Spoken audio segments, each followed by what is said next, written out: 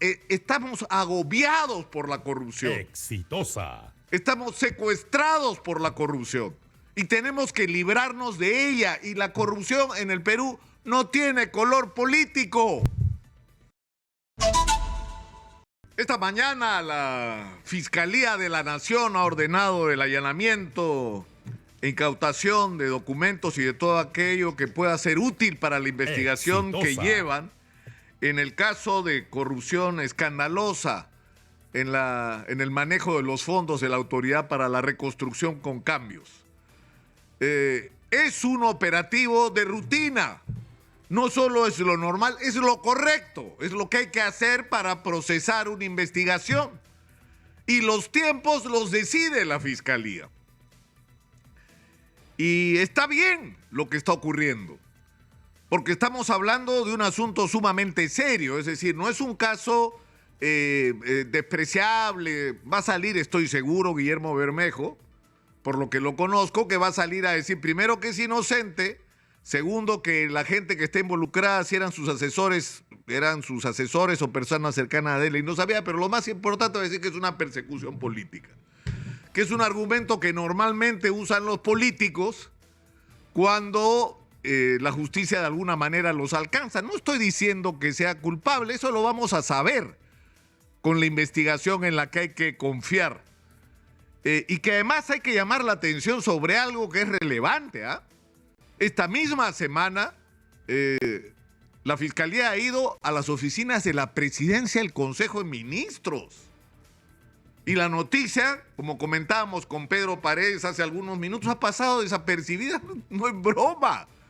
O sea, la Fiscalía de la Nación ha ordenado que vayan a las oficinas del presidente del Consejo de Ministros, es decir, el rango, el cargo más importante en el Poder Ejecutivo después de la Presidenta de la República, a buscar documentos o instrumentos que puedan servir para la investigación sobre el tráfico de influencias en el que podría estar implicado el presidente del Consejo de Ministros. Y eso también es correcto.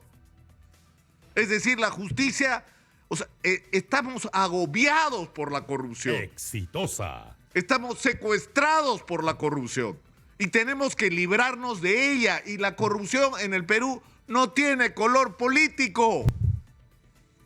Hay corrupción de derecha, de centro, de izquierda, independiente, de lo que quieran, para todos los gustos y colores. Y hay mecanismos perversos de corrupción que se han instalado en el Perú.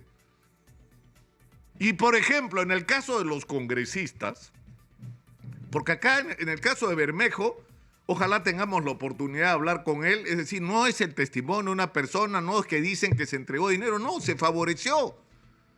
Se favoreció, es lo que está investigando la Fiscalía, es decir, había una cadena de hechos en los que no solamente hay reuniones, concertaciones, supuestas entregas de dinero, sino que resulta que la empresa que había ido a buscar a los asesores por las que supuestamente algo hizo el congresista o alguien lo hizo por encargo de él, terminó ganando el concurso o la licitación. O sea, se cierra el círculo del caso de corrupción, de favorecimiento, de tráfico de influencias y por supuesto de corrupción. Insisto, no estoy diciendo que sea culpable. Estoy diciendo que la investigación es absolutamente razonable y legítima. Absolutamente. Y nadie puede hablar acá de persecuciones políticas, porque ahora lo único que nos falta es que a Totaro la salga a decir que lo están persiguiendo políticamente por las evidencias que se han mostrado con respecto a su conducta. Porque ya tiene DOSA, tiene lo de las amigas estas que lo visitan y terminan contratadas, una de ellas indebida. Eso de la coordinación interinstitucional, prácticamente han inventado el cargo, ¿no? O el caso de salud, de que le paguen un proveedor, y la pregunta es que en ese caso, ¿hasta dónde ha llegado, ¿no?, el tráfico de influencias? Y tal vez esto escale un poquito más arriba. Exitosa. Que Alberto Tarola, pero eso va a venirle en su momento. Pero a lo que quiero ir es a que este caso de Bermejo nos enfrenta a un hecho que es un problema real. Es decir, los congresistas no solamente tienen el privilegio de tener una corte de trabajadores, hay 3.500 trabajadores del Congreso de la República para 130 congresistas, cuyos niveles de productividad además son lamentables, patéticos, ¿no? Que además se ocupan de una agenda que no es la agenda, pues, del país, no es la agenda que tiene que ver con los problemas de los ciudadanos, con los agricultores que están padeciendo por la cadena de desgracias que han tenido que enfrentar. La pandemia, el desabastecimiento de urea por la guerra, la crisis política que también los afectó, la crisis económica general que afecta al país, la crisis climática. Pero para eso no hay tiempo. O las demandas que se plantean desde todos los sectores, pero el asunto de fondo acá en relación a los congresistas es ¿en qué consiste el negocio de ser congresista? No solamente que tienes honorarios que tratas de multiplicar con bonificaciones, sino que aprovechas tu condición de congresista para viajar por todos lados, ¿no? Y me estoy refiriendo a viajes al exterior, de tener privilegios como vehículos, como personas de seguridad para cuidarlos cuando los ciudadanos están desguarnecidos, ¿no? Y tienen que salir con miedo a la calle todos los días, sino que además hacen negocios los señores congresistas. Es decir, yo no estoy diciendo que todos, pero hay un buen sector de congresistas que hacen la función de lobistas.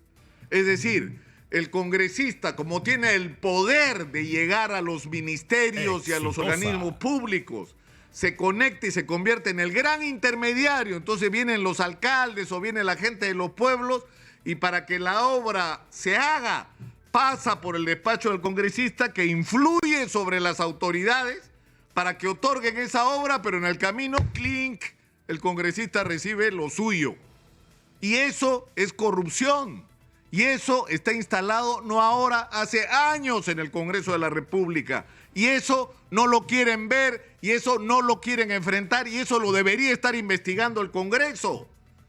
Hay 47 denuncias, 47 en el Ministerio Público, 47 investigaciones sobre congresistas. No 4, 5, 10, no, es la excepción. No, son 47 hasta ahora. Acá no está Bermejo. 48. 47, tengo la lista y los delitos son organización criminal, tráfico de influencias, peculado doloso. ¿Qué otros delitos más hay? Concusión. Montones de gente metidos en concusión, negociación incompatible, aprovechamiento indebido del cargo, otra vez tráfico de influencias, organización criminal, obstrucción a las investigaciones. Incluso ya hay casos extremos que se acusa de obstaculización en investigaciones sobre temas relacionados al terrorismo, resistencia a la autoridad, peculado doloso, rebelión, desobediencia a la autoridad, es decir, 47 procesos más Bermejo, 48. Y en algunos de estos casos no hay un congresista, hay varios, o sea que el número seguramente supera los 50 o 55 congresistas implicados en investigaciones. Pero no solamente está este negocio, ¿no? O sea, porque no es solamente que tienes unos ingresos privilegiados que te bonificas por cualquier cosa, que tienes un ejército de gente trabajando para ti, cuando en realidad los asesores y los asistentes en el Congreso deberían trabajar para las bancadas y para las comisiones.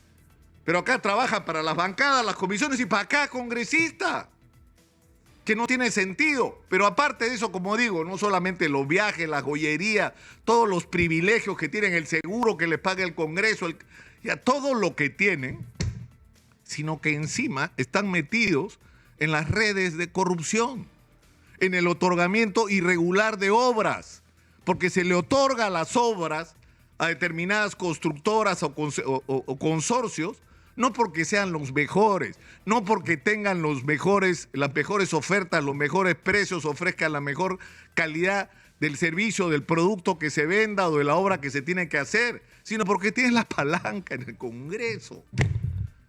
Es una vergüenza lo que está ocurriendo con el Congreso de la República. Y por el otro lado hay denuncias sumamente graves, como por ejemplo lo de los mochasueldos.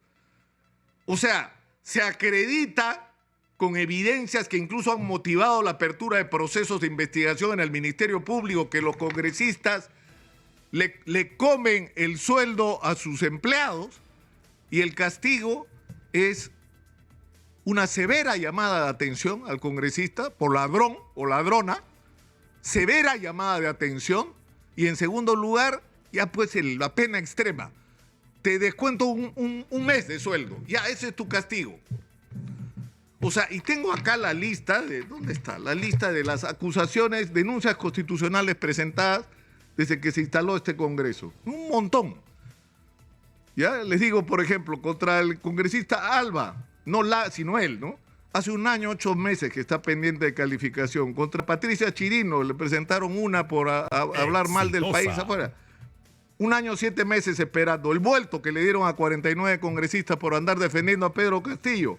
1 año, 5 meses esperando. O sea, empiezan a haber 1 año, 1 año y medio, 7 meses, 8 meses, acusaciones constitucionales sobre hechos sumamente graves y que no merecen ninguna atención. Ninguna. No les importa. Y estamos hablando de temas gravísimos. Entonces, yo creo que este tema de Guillermo Bermejo va mucho más allá de un caso individual. Y que esto es decir, hay un sistema de corrupción tejido en el Perú y parte de ese sistema de corrupción incluye el papel de congresistas de la República que lo que hacen es de lobistas intermediarios que cobran comisiones ilegales para activar el otorgamiento direccionado de obras a determinados proveedores. Y hay que acabar con ese sistema. Y es una raya más al tigre de un Congreso de la República que está de espaldas al país, que no nos representa a los peruanos y que lo único que está haciendo en su desesperación de mantenerse hasta el año 2026 es defender privilegios, bollerías y redes de corrupción. Soy Nicolás Lucar, esto es Hablemos Claro, estamos en Exitosa. Hablemos Claro.